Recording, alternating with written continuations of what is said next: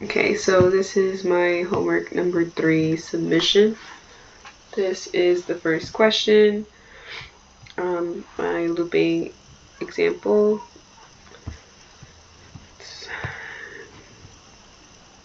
Code. We have the style. This would be the style for the table we are creating. Let's see.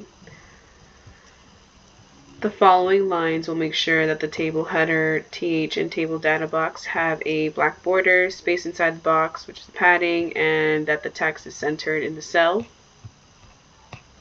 Have all of that. Background color is light gray. You have the main heading of the page, looping example. Over here, starting of the table. Okay, so this tr tag makes a new row in the table. This is for column n. Th, it's column for 10 times n. And then we have a column for 100 times n. Alright, and then this is where our loop starts.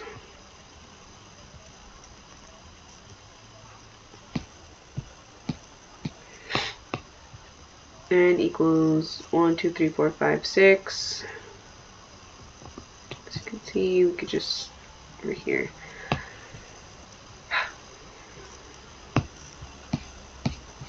And then on to question 2. Oops. Enter a 5-digit number.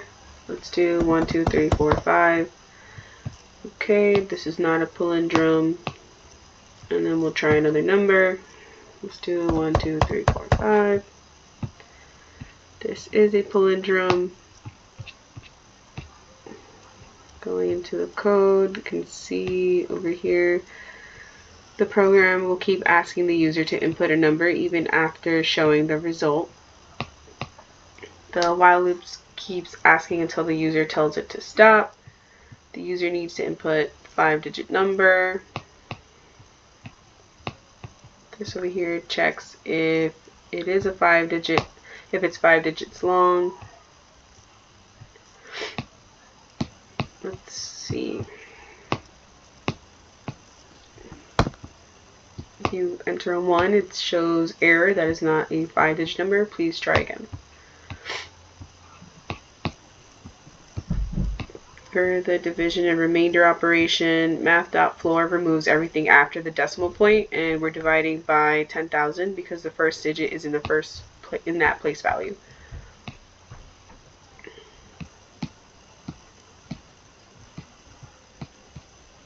Right, off to question 3. Please enter a 4-digit number. 1, 2, 3, 4. The encrypted data. So for that, it would be 0189. Now, if I enter 0189, I should get 1, 2, 3, 4 back. Oh, well, this was an invalid input. Please refresh and enter a 4-digit number. Hold on. Let's see. Oh, okay. So this one's just showing you the encrypted number for the 4-digit number. Question 1, 2, 3. Question 4 is the encryption and the decryption.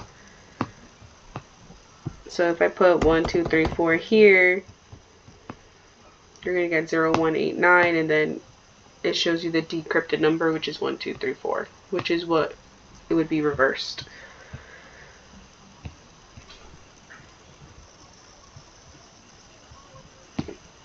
Alright, so this is the math over here for the encryption. We swap the digits 1 and 3, and then digits 2 and 4.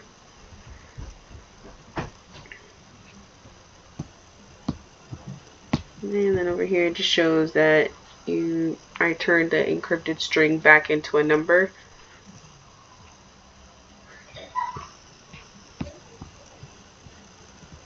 Next question.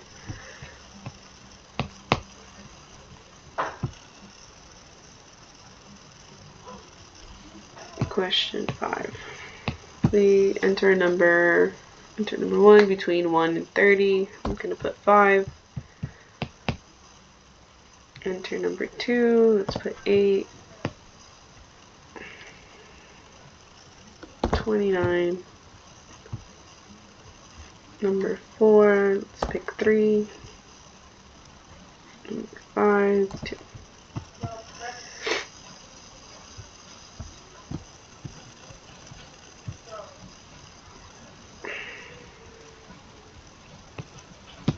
Oops, sorry. Alright, and then this is for the asterisk bar chart. See, that goes there. Alright, for the script, this function takes a number and returns a string with the many asterisks. Over here is a container that places each line of bar chart. Over here, this is what created a new paragraph element to hold the bar. This corrects the number of asterisks. Question 6. The mail order tracker. This program will track product sales for the day. Product 1, let's put 2 for the quantity. Add sale. Product 2. We're going to add 3. Product 3. Let's do 4. Product 5. We'll do 5. That's there. This form will allow the user to select a product and enter a quantity. Over here, it just adds the sale button, product, and quantity. I did add a reset button to clear everything.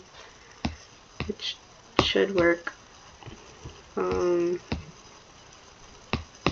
the script, we make a list of the product prices by using an array. Index 0 is empty, so that index 1 equals product 1, and so on.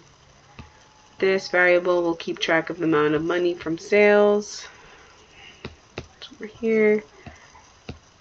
And starting over here, you get references to elements that will be interacted with, which is the sales form, sales list, total, and the reset button. When the form is submitted, add sale is clicked.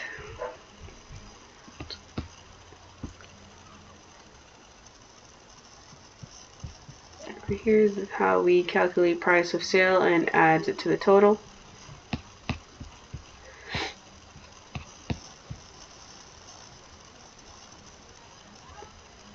This is question number 7.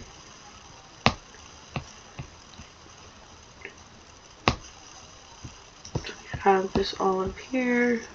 Now let's refresh and check the other button. Checked up to 10,000 using the square root method. Total tests were on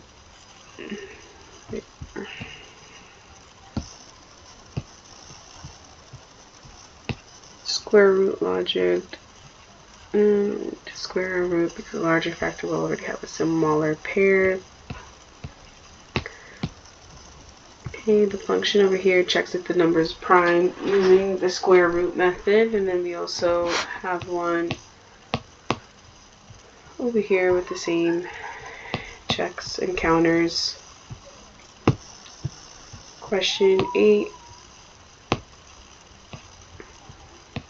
Learn multiplication. How much is 0 times 1? If we put 0 and submit it, it should be very good. And then the question should change every 3 seconds. I believe that's how long I put it for. 1 times 2, if I put 1, it should give you an incorrect, and to try again.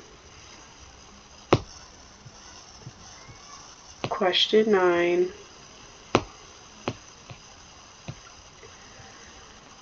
The C8I. How much is 8 times 0? If I press 0, excellent. They should change each time. 0 times 3. Let's put 0 again just to see if I get a different. Yep, excellent. Let's see again. Oh. Let's put 1. Wrong. Try once more. 9 times 1.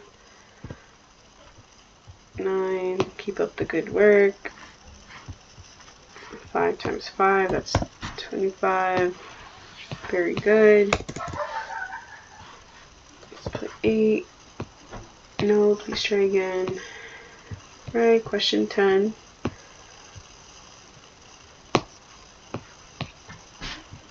How much is 8 times 3? This one should tell you the amount of questions that you get right and wrong.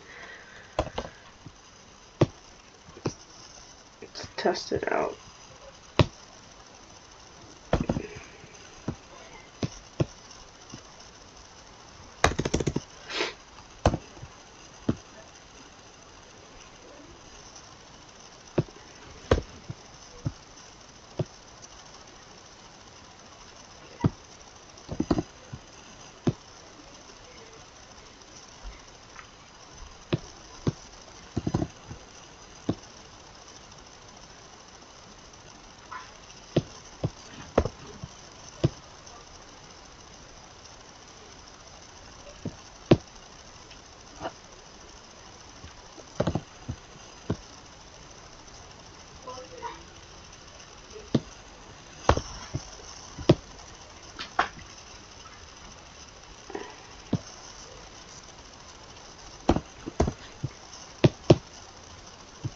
So you got 9 out of 10 correct. That's 90%. If I were to get, I believe, a 70%, it would show you an incorrect feedback message telling you that you need to get extra help from your professor.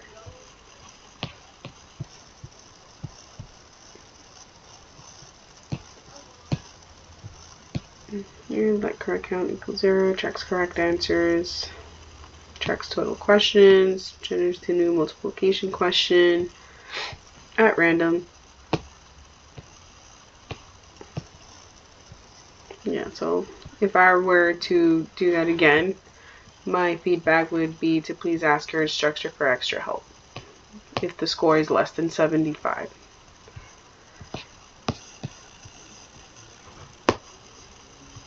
Okay, I believe this is question 11. Okay, if I do, let's do one digit for multiplication. We start the quiz. 6 times 1, 6. Nice work. If I were to change the digits, let's see, change it to 2, start the quiz. 74 times 9.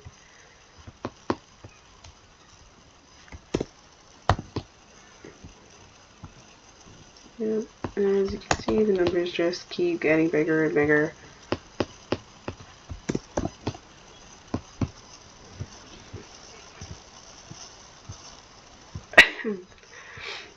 Alright, question 12.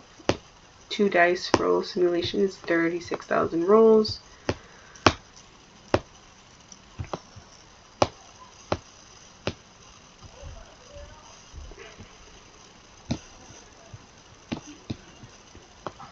It's rolling 2 dice 36,000 times. I added an array to store counts for the sum 2 to 12. And question 13, which is tortoise and the hare. Alright, if we start the race, yeah. So this one was mostly pretty much telling the computer to move squares. And obviously T is for tortoise, H is for hare. And just, yeah. And then here wins, yep. Which is what the question asks to do.